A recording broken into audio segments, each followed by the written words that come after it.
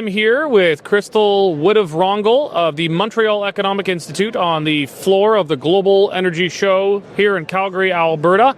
Krystle, thanks for joining us today. Thank you for having me. So you're here as a part of the Energy Influencers part, where you're going to be making a pitch to different people in the industry to support work that you're doing. But you work at the Montreal Economic Institute. I was poking fun at you earlier that the Montreal Economic Institute actually now seems to be more of the Calgary Economic Institute lately. A lot of the leadership actually lives out here, including some very French guys from Montreal.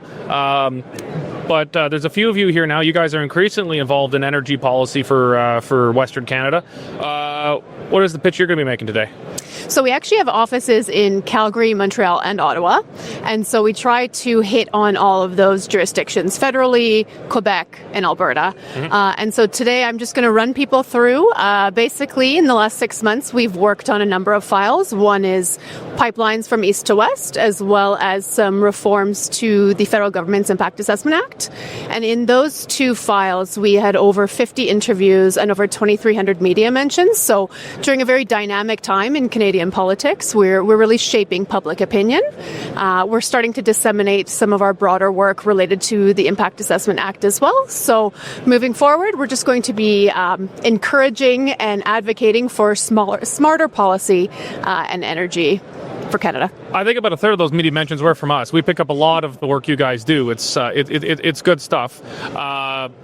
You have kind of a unique voice in the policy space in Canada, in that you're dealing with sometimes what's regional issues, but kind of the greater whole of a Canadian economy, if that's a thing. And we're now using the term one Canadian economy.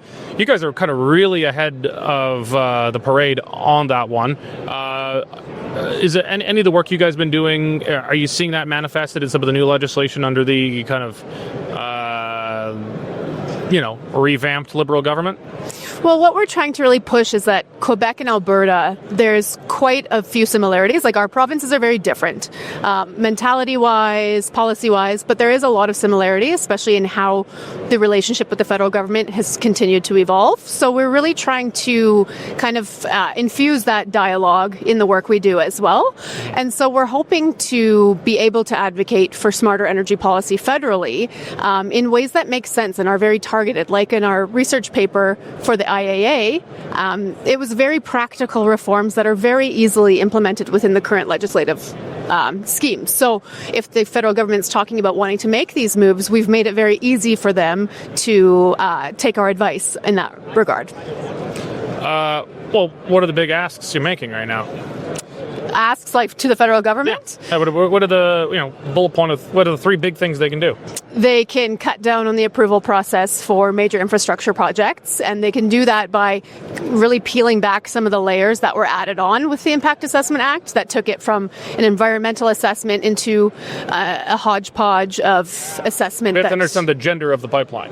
Yes, exactly. Some of the things that are well-meaning, perhaps, but don't have place in an environmental assessment. And then also looking at ways to reduce the duplication. So there's substitution agreement with British Columbia where their assessments can be recognized by the federal government. So there should be more of those with other provinces. We don't need to be duplicating the assessments.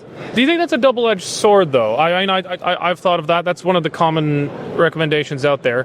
But, the provinces could stack it one way or another. They could stack it in favor of development. They could stack it against development. So do you think that's a double-edged sword? I think that if the federal government focuses on having the provincial government only kind of assess the areas of federal jurisdiction, which is what they should be doing, then it should be streamlined and easily kind of move forward, because already the provincial stuff is within the provincial heads of power anyways. So it wouldn't change much from our perspective in terms of how that should look. Okay. Now, what do you hope to achieve here? Like at the Global Energy Show, it's a big deal. People can't see when we just got the Western Center background right here. But this is a gargantuan show that's just, I think it's got to be, after Stampede, I think it's probably the biggest event in Calgary. What is it you're hoping to achieve here today? Make some good connections, have some good conversations like we're having now, but ultimately increase the kind of profile of MEI and, perhaps get some more support for the work we do. I think you guys got to change your name. You're no longer Montreal Economic Institute. You're just the Canadian Economic Institute. That's why we're MEI now. We just go by the acronym MEI. That's like yeah. KFC. Yeah, exactly. Okay. Yeah. Well, Or BMO. There you go. That's a very apt one. Okay. Well, is there anything else you want to add? No, just happy to be here, and thanks for having this chat with me. Well, thank you very much.